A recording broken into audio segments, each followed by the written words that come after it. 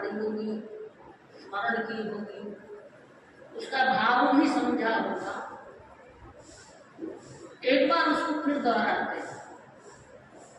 लिखा गया है कि दुम पत्तये पंडुरे जहा निबड़ई राई गणान अच्छये एवं मलयाड़ जीवियम समयम गोयम मापमाय। जिन्होंने या जिनके निर्देश पे आपने लिखाई होगी ये गाथा, वो अनंत अनंत पुण्यवाणी को संजोए हुए और इस मनुष्य भव की जो नश्वरता है उसको समझने वाले होंगे, क्योंकि इसका भाव भी यही फरमाया गया है कि जैसे पेड़ का पत्ता नश्वरता का प्रतीक है, प्रत्येक पत्ता एक ना एक दिन सूखकर पीला पड़ जाता है और पीला पड़ने के बाद वो शाखा से टूटकर गिर जाता है, पेड़ से कहीं दूर चला जाता है, फिर पेड़ से पत्ते का कोई संबंध नहीं रहता। और बृहद आलोचना में इसी बात को एक दोहे के माध्यम से फरमाया कि पात धड़ंता यूं कहे सुन तरुवर वन राय अब के बिछड़े कब मिलेंगे दूर पड़ेगी। यानी कि वो जो पत्ता है जब अपने वृक्ष से मूल वृक्ष से नीचे गिरता है, पककर पीला होकर झड़ जाता है, तो फिर वो अपने वृक्ष से वन के अनेक वृक्षों से यही कहता है कि अब के बिछड़े कब मिलेंगे, कब मिलेंगे ये पता नहीं है। यानी कि पता नहीं किन किन योनियों में, किन किन गतियों में हमें परिभ्रमण करना पड़ेगा। वर्तमान में अगर ये भव ये मनुष्य को समझाते हुए कहा, शांति जी बड़ा सुंदर बता रहे थे कि पहला सुख निरोगी काया नहीं, पहला सुख मनुष्य भव। लेकिन इस मनुष्य भव को प्राप्त करके इस संसार की नश्वरता को नहीं जाना तो फिर क्या जाना। जानते हो आप संसार की नश्वरता को, थोड़े बहुत समय के लिए आपके मन में भी वैराग्य का भाव जागृत होता। याद करो आप अपने कितने कितने प्रियजनों को, आप उनके शवों को मृत्यु के बाद कंधे पर उठाकर शमशान की भूमि तक लेते गए। उस समय उस दुखद वेला में आप क्या सोचते हो? ये शरीर नाशवान है, ये पता नहीं कब कौन बिछुड़ जाए। मन में शमशानी वैराग्य आ जाए, मशानिया वैराग्य बोलते, या वो सोडा वाटर की झाग की तरह एक बार वो वैराग्य का भाव आया कि ये संसार नाशवान है, अब मुझे समझ में आ गया है, अब मुझे धर्म करना है, अपनी आत्मा का कल्याण करना है। लेकिन ये सोचना, ये समझना, ये भावना कब तक रहती है? जब तक घर नहीं आए, घर की तहलील पर नहीं आए, तहलील में प्रवेश करते करते वो जैसे भोर का तारा नष्ट हो जाता, वैसे वो शमशानी वैराग्य नष्ट हो जाता, सोडा वाटर की झाग बैठ जाती, फिर वही अपना भौतिक सुख, वही परिवार, वही मोह, वही राग भाव, वही द्वेष, वही सारी बातें जो हैं वो प्रारंभ हो जाती। लेकिन भगवान महावीर ने अंतिम देशना जो फरमाई है, उत्तरायण सूत्र फरमाया है, ऐसा लगता है कि जब वो बार बार कहते हैं समयम गोयम मापमाय, तो इसका मतलब ये है कि प्रभु महावीर ने गौतम स्वामी के लिए ये अपना अंतिम आदेश फरमाया। आपको याद होगा कि जब प्रभु महावीर का निर्वाण होना था, ये देशना चल रही थी, 18 देशों के राजा वह हस्तिपाल राजा की प्रसन्नशाला में विराजमान थे। उस समय प्रभु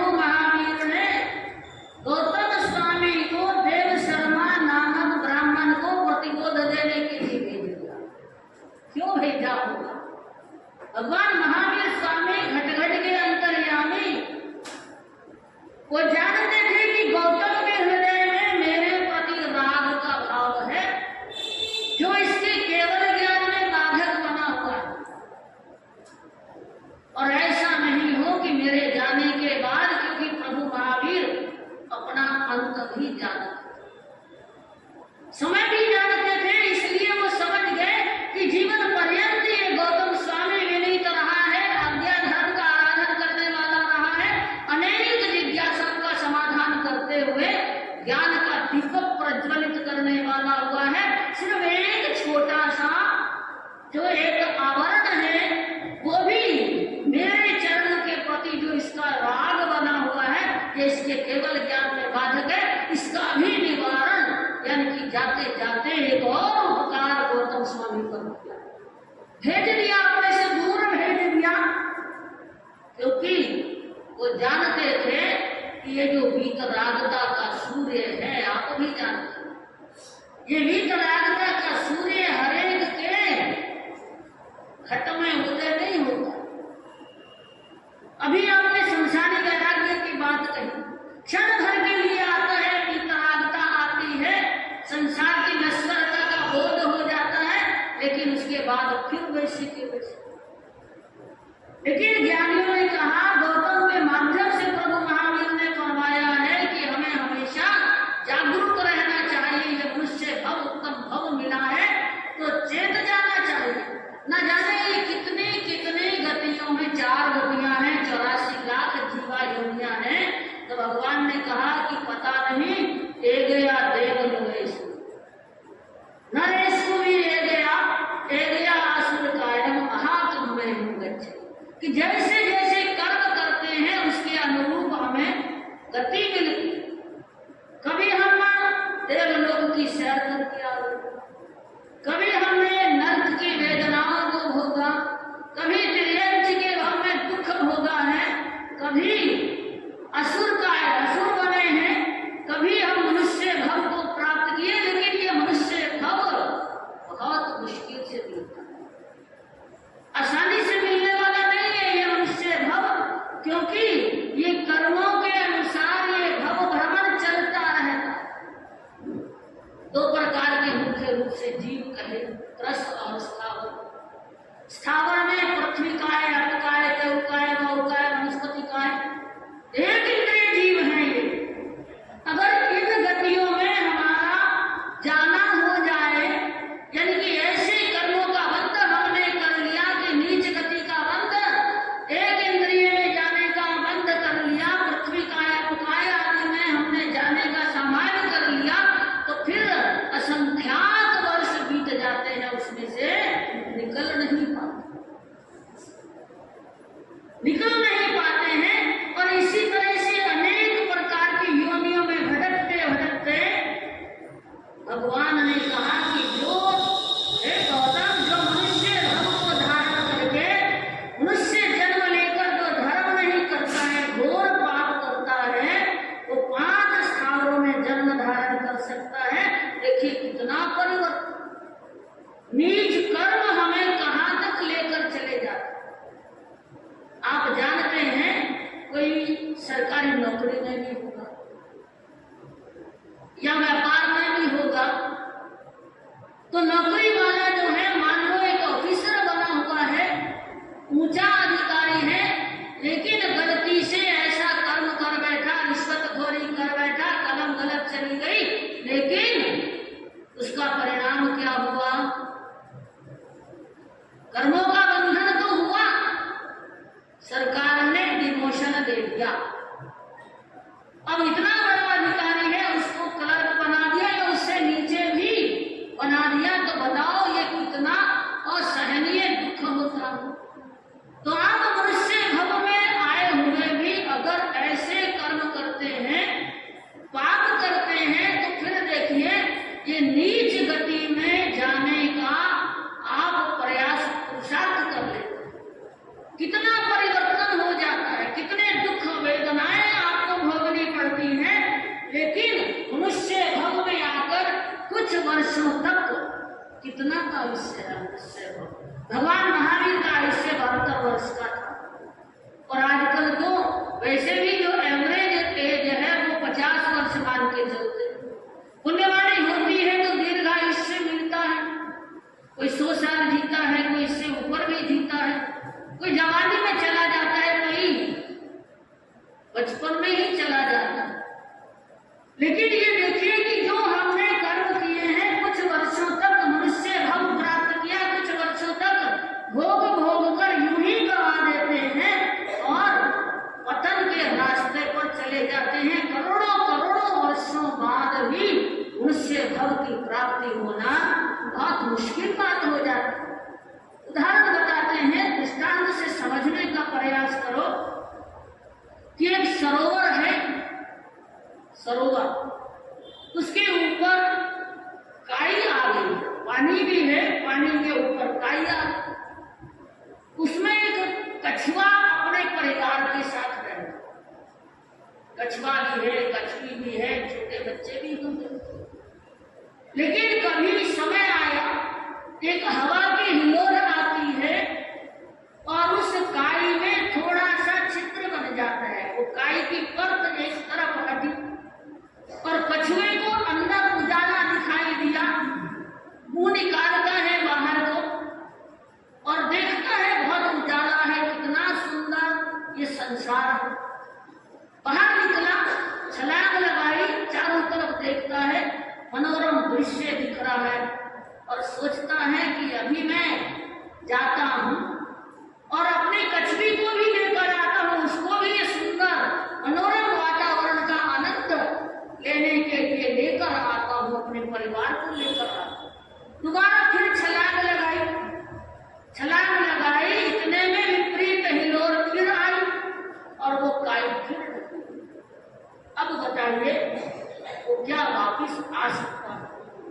क्या बाहर वो दृश्य देख सकता है? वो सुंदर लुभावना मनोरम दृश्य नहीं दिखाई दे सकता। फिर किसी प्रकार से हम मनुष्य भव की बात करें कि मनुष्य भव मिला है आपको, पुण्यवाणी से अनेक भोग के साधन मिले,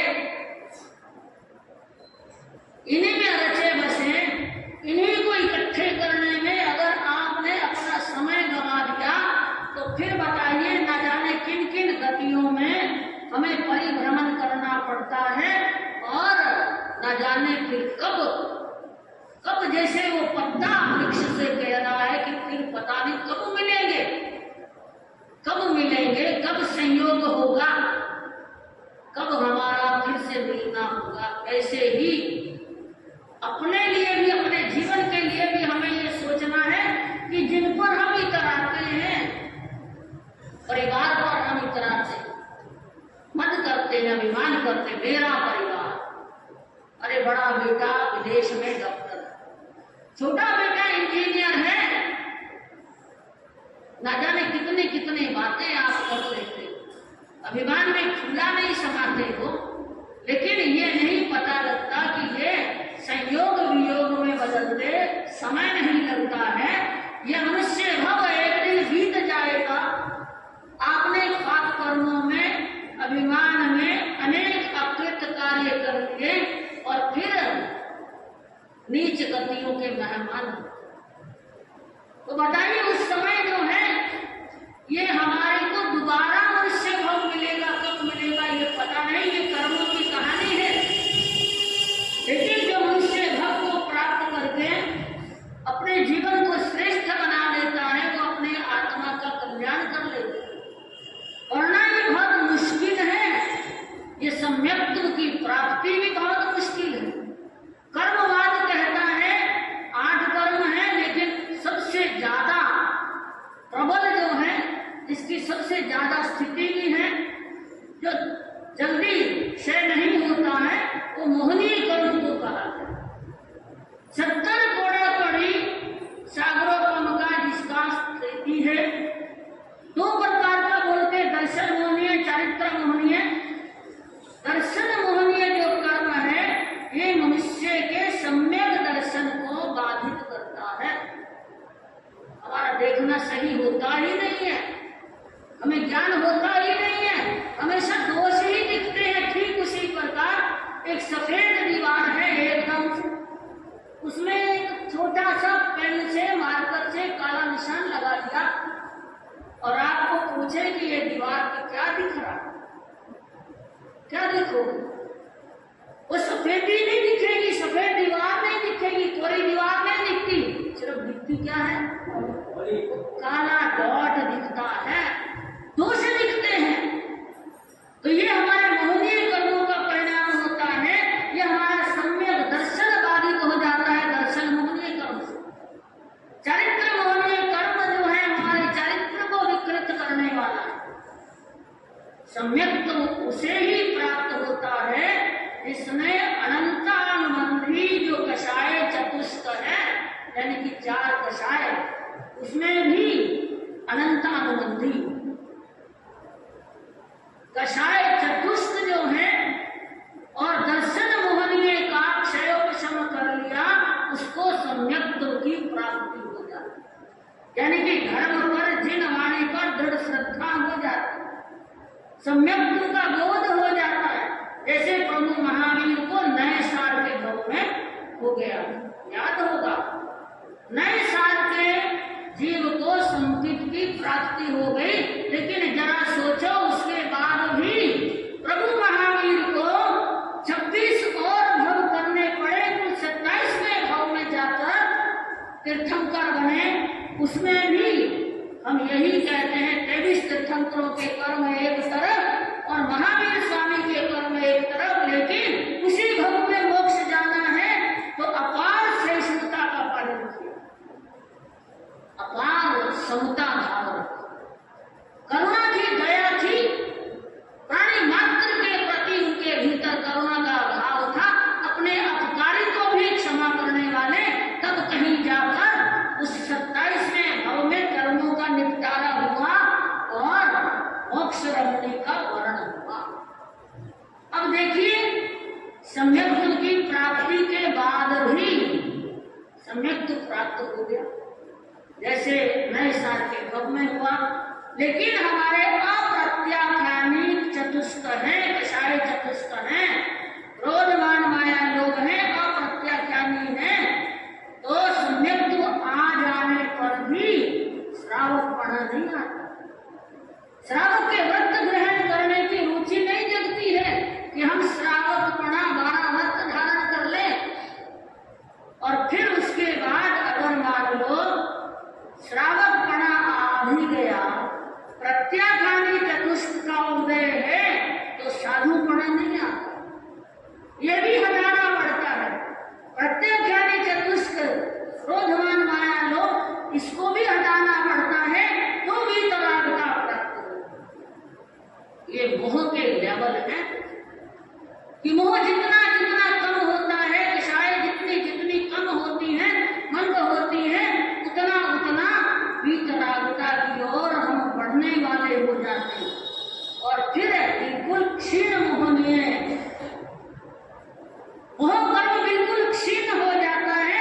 फिर कहीं जाकर हमारे इस आवागमन को मिटाने की हमारे पास एक कार्ड मिल जाता है, गारंटी हो जाती है कि अब ये पार होने वाला है।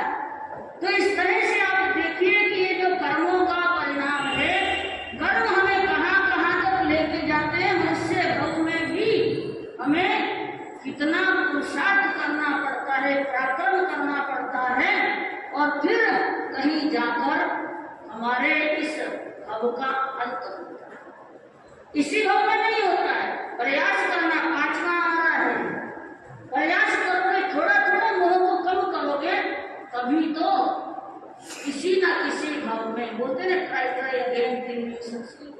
जब तक आप सफल नहीं हो जाते तब तक प्रयास तो करो, पुरुषार्थ तो करो, प्रमाद को हटा लो।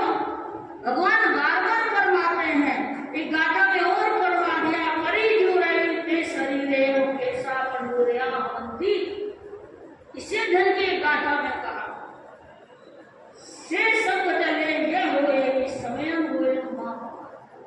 यही गौतम, जरा गौर करो अपने पर, अपनी काया पर गौर करो कि ये शरीर का बल जो बचपन में था, जो जवानी में था, क्या आज भी वैसा है क्या? नहीं है। भगवान ने कहा केश सफेद हो रहे हैं, शारीरिक बल क्षीण हो रहा है, झुर्रियां पड़ रही है, ताकत क्षीण हो गई, इंद्रियों का बल क्षीण हो गया, तो अब क्या करना? सारा बल क्षीण होता जा रहा है। हे गौतम, समयम पूर्णम न हो पाए, क्षण मात्र का प्रमाद मत करो, धर्माराधन करो। ये जितने भी संयोग वियोग हैं, जब ये छूट जाएंगे तो फिर आपको पता भी नहीं पड़ेगा कि ये पूर्व भव का कौन है। इसके लिए बड़ा मार्मिक दृष्टांत बताया कि एक बार नारद ऋषि अपने शिष्य के साथ घूम रहे थे, इधर उधर जा रहे थे, भक्तों को दर्शन देने जा रहे थे, उपदेश देने जा रहे थे। और नारद जी की खासियत आप जानते हैं, इधर की उधर, है ना। आज भी कई बार कह देते हैं कि उस व्यक्ति को, फला फला व्यक्ति को ज्यादा बात नहीं बतानी है, वो नारद मुनि है, इधर की उधर करके वो भिड़ाने वाला। लेकिन नारद मुनि जो सावधान करने वाले थे, तो वो नारद मुनि जा रहे हैं, देखते हैं कि बाजार में निकल रहे, एक बहुत बड़ी दुकान है, दुकान पर एक नौजवान बैठा है। आपने देखा होगा कि दुकानदार जो है ये अतिक्रमण करते थे, दुकान के अंदर सामान रखते रखते बाहर तक दिखाने के लिए रख लेते। बाजार संकरा हो जाता है, छोटी सी गली जितना हो जाता है, ये दुकान वाले अपने सामान का प्रदर्शन, ताकि राह चलते जो है वो अट्रैक्ट हो जाए और सामान हमारा। कोई अनाज की दुकान थी, किराना स्टोर था, और बाहर धान भी रखा है। इतने में नारद मुनि देखते हैं कि एक बकरियों का झुंड आया, बकरे बकरियां सभी थे। तो एक बकरा जो है वो उस धान के बोरे में मुंह मारने लग गया। तो उस दुकानदार को, जो नौजवान बैठा था, गुस्सा आया, बकरे का कान पकड़ा और दुकान के पीछे ले गया और जोर जोर से उसकी पिटाई की। मांसाहारी भी था कि आज तो तेरा खात्मा कर दूंगा, आज तुझे मार दूंगा मैं और अपने भोजन का उपयोग करूंगा। अब ये देखकर नारद जी हंसने लगे और छोटा जो शिष्य साथ में था उसने पूछा कि आप क्यों हंसे? तो उन्होंने कहा, आ गई हंसी। ये नौजवान नहीं जानता है कि ये जो बकरा बना हुआ है ये इसका पिता था। और जब दुकानदार दुकान पर बैठता था, पेड़ी पे बैठता था, कूड़ा माप तोल भी करता था, लोगों को ठगने का काम भी करता था, बैग संभेद भी करता था, न जाने कितना पाप कर करके उसने पैसा कमाया था। और अंत में अति बिगड़ गई, इसी ने रचा बसा रहा, 99 के फेर में रहा कि कैसे कमाऊं, कैसे इकट्ठा करूं, और मरकर बकरा बना। अब ये बेटा पहचान नहीं रहा, ये सेठ कभी दुकान का मालिक होता था, लेकिन आज मुट्ठी भर जो धान है वो भी लेने की इसको आज्ञा नहीं है, योग्यता नहीं है। अब ये अपने किए हुए कर्मों का भुगतान कर रहा।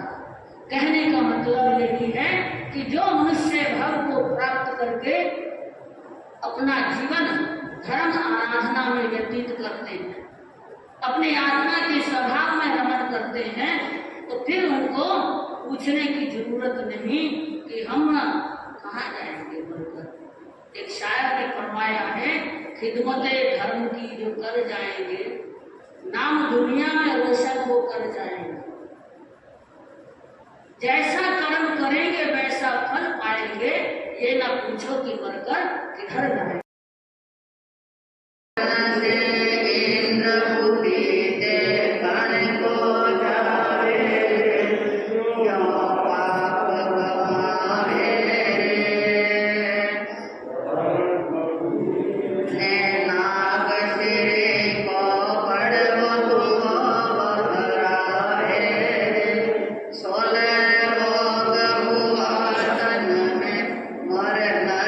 सिधा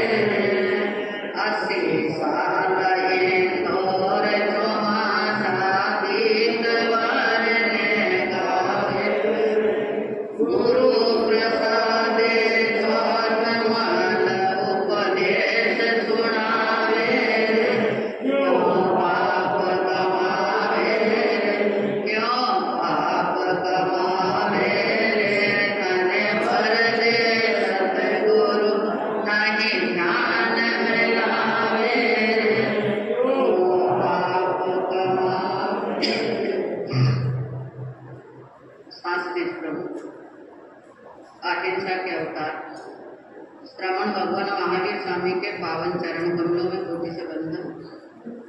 श्रवण कुल तिलक आचार्य सम्राट पूज्य श्री रघुनाथ जी महाराज एवं मेरे अनंत अनंत दास का चितेंद्र परम पूज्य गुरुदेव गुरुनिधि महाराज साहब का परम पूज्य गुरु माता माँ श्रवणी माता जी पुष्प होते जी महाराज साहब के पावन चरण कमलों में कोटि से बंधन। धर्म प्रेमी बंधुओं, शीलवती माताएं, जिन वाणी प्रतिदिन आप श्रवण करते हैं और उस जिन वाणी से संदेश मिलता है, शिक्षा मिलती है कि पाप कर्म से बच करके रहो, क्योंकि पाप आप करेंगे तो भुगतान आपको ही करना पड़ेगा। पाप करते समय इंसान कुछ भी ध्यान नहीं रखता है, बेभान बन जाता है। कंदोई राज दरबार में घेवर बनाने के लिए गया और बड़ी अच्छी महक आ रही, घेवर देखकर ललचा गया। उसने सोचा इतने घेवर बन रहे हैं, इसमें से 5-10 घेवर घर पर भेज दूं तो कोई मालूम पड़ने वाली नहीं, फर्क नहीं पड़ेगा। ठीक वैसा ही किया उसने, घेवर घर पर भेज दिया। परिवार बड़ा खुश हो गया, पत्नी बाल बच्चे जितने घर के सदस्य थे वो सब खुश हो गए। अरे घेवर बहुत अच्छे बनाए, बहुत अच्छा भेजा। रुच रुच करके घेवर को खा गए। जब वापस घेवर ले रहे हैं, तोलकर ले रहे हैं और उसमें फर्क लग रहा है, तो कंदोई से पूछा गया कि बोल घेवर कम कैसे पड़ रहे। तो उसने बात आई गई थी और आखिर मंत्री ने छोड़ा नहीं। उसने कहा घेवर कम कैसे पड़ गए, नींद आ रही है, पास वालों को मत कहना। घेवर कम कैसे पड़ गए, आखिर हंटर पड़े, मार के सामने भूत भाग जाते हैं, कहा उसने। कोई स्थिति हुई, उसने कहा कि अंदाजा मैंने घेवर 5-10 घर पर भेज दिया बाल बच्चों के लिए। ठीक सच बोल गया, छोड़ दिया। सच से कई बार इंसान बच जाता है और झूठ से कई बार डूब भी जाता है। शाम हुआ और घर पर आया कंदोई, पूछा पत्नी से भोजन परोसा पर घेवर नहीं परोसा। तो पति ने पूछा कि घेवर भेजे थे, वो घेवर नहीं परोसा, कि घेवर तो आपने इतने अच्छे बनाए कि घेवर सभी मिलकर खा गए, बचा नहीं घेवर। बस इतनी सी बात हुई कि घेवर बहुत अच्छे बने और मार भी बहुत अच्छी खाई। दोनों बातें हो गई, घेवर बचे नहीं। तो समझ गया कि पाप कर्म स्वयं करता है और कुटुंब मिल करके धन को खा जाता है। धन कमाते जितना पाप होता है, कई अपृत के कार्य कर देते और कई साहूकारी से भी कमाते, और उस कर्म का भुगतान तो आपने कर्म बांधे हैं तो आपको भुगतान करना पड़ेगा, और कोई भी उनके संगी साथी होने वाले नहीं। इसलिए ज्ञान को समझो और अपने कर्म बंधन को कम करना शुरू करो। कर्मों से डर करके रहो, कर्मों से बच करके रहो। चाहे बड़ा से बड़ा व्यक्ति भी जो कर्म करेगा तो भुगतान उनको करना पड़ेगा, और छोटा से छोटा व्यक्ति भी, निम्न व्यक्ति भी कर्म करेगा तो उनको भी भुगतान करना पड़ेगा। कोई एक दूसरे के भागीदारी होने वाले नहीं हो सकते। गर्दभसेन राजा को आप सुन रहे, जिसकी मति फिर गई, अकृत कर्म करने लग गया। ऐसे कर्म जो निकासित कर्म उन्हें कहते हैं। साध्वी को महल में चढ़ाया, निकट में पहुंच गए। फटकार साध्वी की सुनता है, फिर भी उसके मन में कुछ विचार नहीं आ रहा। क्योंकि विषय सुख का अभिलाषी होता है, वो गाड़ियां भी खा लेता, फिर भी उसमें सुधार नहीं आता। ऐसी स्थिति उनकी जो बन रही। नहीं मानी वाणी निकट तर आने लग गया, सयाने चिपा को तसन तल दे दी मरन को, डरा वो हत्यारा हट कर पिछाड़ी चल पड़ा, मना लेंगे फेरू समय कुछ आने पर कभी। सती साध्वी सरस्वती अनेक प्रकार के उदाहरण देके समझा देती है कि किस किस व्यक्ति की गति कैसी हुई। ऐसा कर्म करने से तुम अभी भी संभल जाओ तो वो संभलने वाला नहीं, एक भी बात को मानने वाला नहीं, कदम आगे बढ़ा रहा है, सती की ओर आ रहा है। उसने सोचा कि अब मार्ग एक ही बचा है, अपनी जिह्वा को दांतों तले दे करके प्राणांत करने के लिए तत्पर बन गए। यह स्थिति देखते ही राजा गर्दभसेन एकदम डर जाता है, भयभीत हो जाता है कि अरे हाथ भी जले और घोड़े भी झूले। वो बात हो जाती कि यह प्राणांत कर देंगे तो जिस लक्ष्य से मैं यहाँ पर लाया हूँ वो भी पूरा होने वाला नहीं, और यह मृत्यु को भी प्राप्त कर लेगी। इससे तो अच्छा है कि मैं अपने कदम पीछे कर दूं वापस। अभी इस बात को छोड़ देना चाहिए, कुछ समय निकलेगा फिर मनाने का काम कर दूंगा, आखिर मेरी बात मान लेगी।